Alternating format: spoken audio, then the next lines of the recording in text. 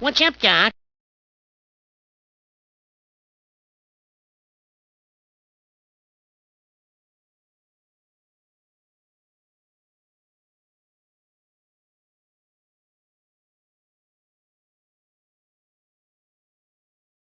Greetings once again, ladies and gentlemen. The men and women who are going to seek to make their mark in the 2020 post-COVID world. How do we survive? How do we thrive? And how do we restore to all that was lost something of value, of great spiritual, economic, and professional, commercial value? And that's a good question for you to think about. How do you design and decide what is truly valuable in the new normal, the new COVID realities? Well, that's a part of the skills that you're going to have to develop. And what I'd like to do very briefly today is to respond to an article that was put out by Seth Godin's organization. And what he has sought to do was to have a workshop on what would be the real skills. What are the real skills that we're going to need to make it in the marketplace, and particularly as a freelancer, as a entrepreneur, as someone doing their own business? How are we going to make it? What are some of the skills that are really important? Not just nice, but really important. So let me take my crack at that. Okay? First of all, just use this term for all of them. Wisdom. Wisdom seeking. What you are all about as a leader, both in your group, in your business, in your organization, and in your position and role in any significant way in society, is seeking wisdom. Now, do you have a way of doing that? Do you have a way to seek wisdom? I one time said to a young man who was curious as to how I knew what I knew.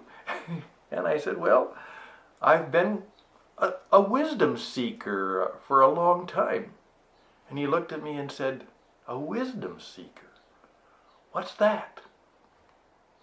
Well, right there, you've got a great question. What is wisdom? And what is a wisdom seeker? And what particularly is a wisdom path that you perhaps need to follow? And by the way, there probably is no road or highway or freeway or track for you to find the wisdom that you need for life, business, and true success. But here we go. First of all, I'm going to simply say this: the future belongs to the storyteller.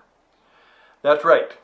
Storytelling is one of the skills you have to have, because all effective communication is storytelling. If you're selling, if you're persuading, if you're informing, you're seeking to educate people so that they will do something, so that they will move something, change something, not just be entertained or informed or maybe delighted. You're going to have to learn the art of storytelling. Now, that is a class in itself. In fact, it's a course in itself. In fact, it is a life venture in itself. Storytelling. You're also going to have an appreciation for designing. I always admire great design. In fact, that was what Steve Jobs was really good at.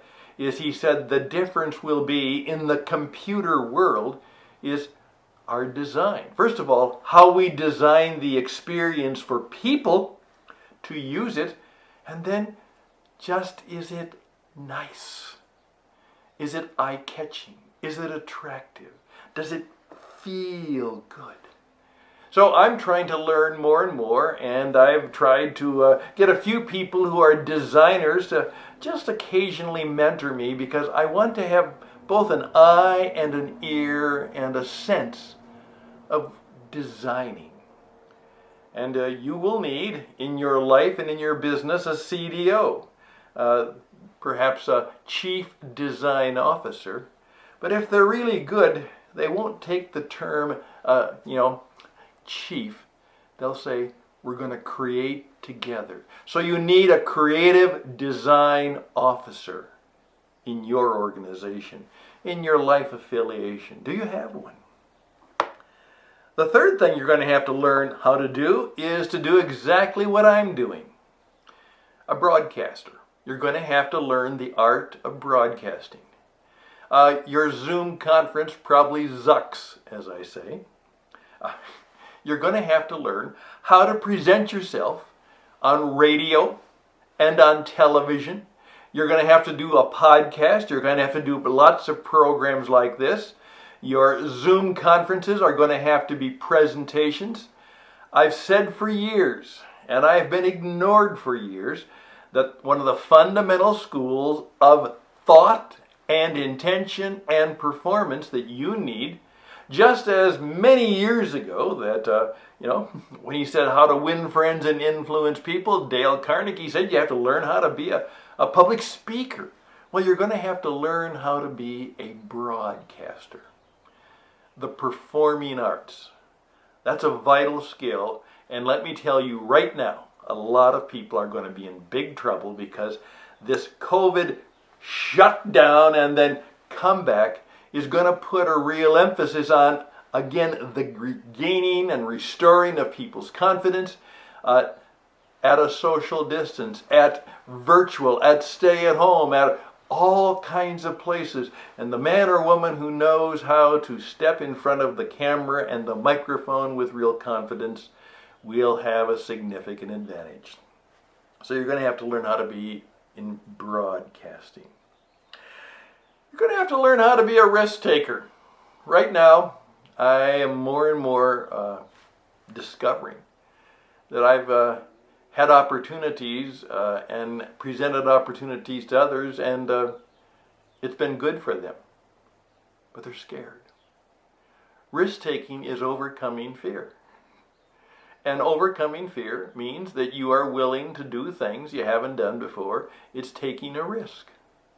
And in our kind of cuddled, comfortable culture, most of us have not been exposed to risk-taking, to failing, to getting back up, to deal with the fact that adversity is part of the plan and that life is difficult.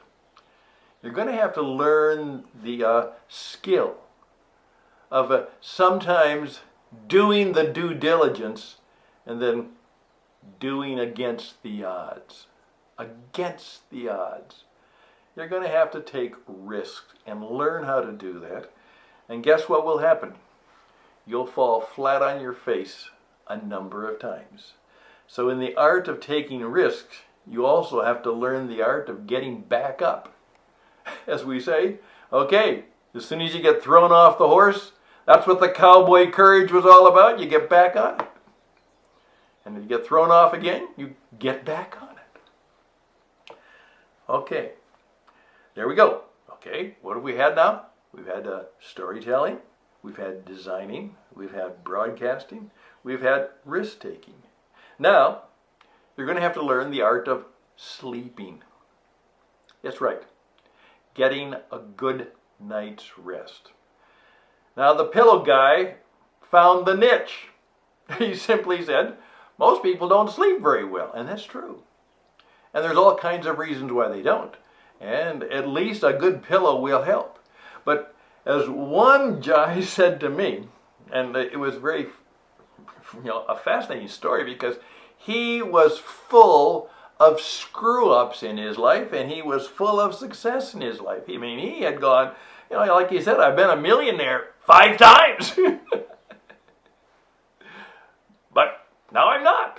And then he had to start life all over again and try to restore a marriage that didn't work, but then try to make one that did, to restore his life with his family, to get his life back together. And he says, I found the secret, really helped me. I get 8 hours of sleep every night now. Never did that. I go to sleep. I learn how to rest. we are now aware that people are deprived and starved of many things, but sleep deprivation is one of the major causes of some of the problems we have. Learn how to sleep. The next one is going to challenge you. I'm going to ask you to learn how to pray. That's right, praying. You say, well, I'm not a religious person. Well, I'm sorry about that, because there are certain religious rituals and regimens that you're going to have to get used to. Because people who have rituals and regimens and rigor, it's a form of religious practice. So, okay, you may not be into that, but I'm sorry to tell you if it's really hard for you, but having your life connected to a transcendent power will be very useful and helpful. In fact, it is vital. That's the deal. You don't have to believe me. You can ignore me, but that is true. You're going to have to learn the art of asking, and you're going to have to learn the art of shutting up, sitting still, and listening. That's right. That's what praying is about. It's speaking who we are to the powers and spirit and forces of the universe that are above and beyond anything we understand or control. And then it's shutting up and listening. You can put any other term you want on it, but I'm going to simply say that. You're going to have to learn how to pray. A lot. So I would encourage you to think about that, to let that sit on your head for a while. Then you're going to have to learn, and I'll put it this way, you're going to have to learn the art of saying the right things. That's right, saying the right things. Think about all of the good things you need to learn how to say, and to say them often. And I'll start with the most obvious. And the reason I say the most obvious, because it is the one that is most ignored by leadership people. Learn how to say thank you.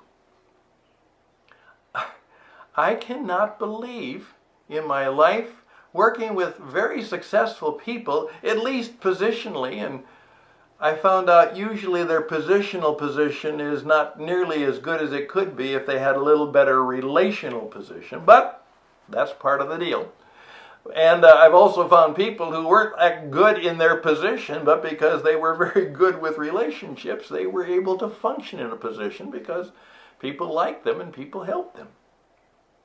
Okay. Learn how to say thank you. Say it all the time. Say it 100 times a day.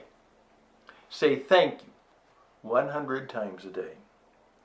I want you to learn how to say grateful. I'm grateful for that, which is kind of a stronger thank you.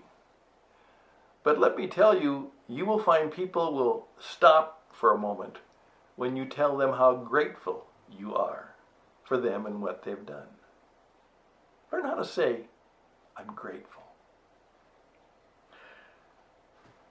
Learn how to say, how can I help you? How can I help you? What do you want?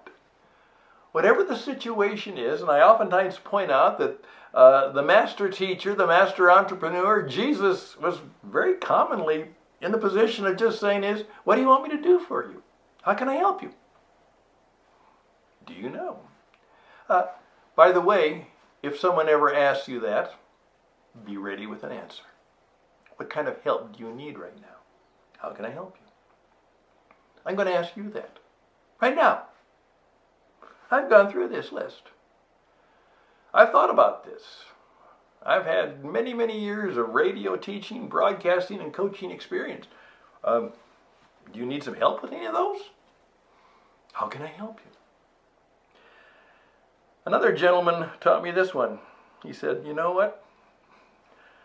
One of the things I learned in college from my professor that has served me best in so many ways is just in the midst of all the argumentation and debate and everything that's going on, he says, I learned from this man to simply say, I don't know. I don't know. You may add to that, but I'll try and find out. I don't know. What do you think?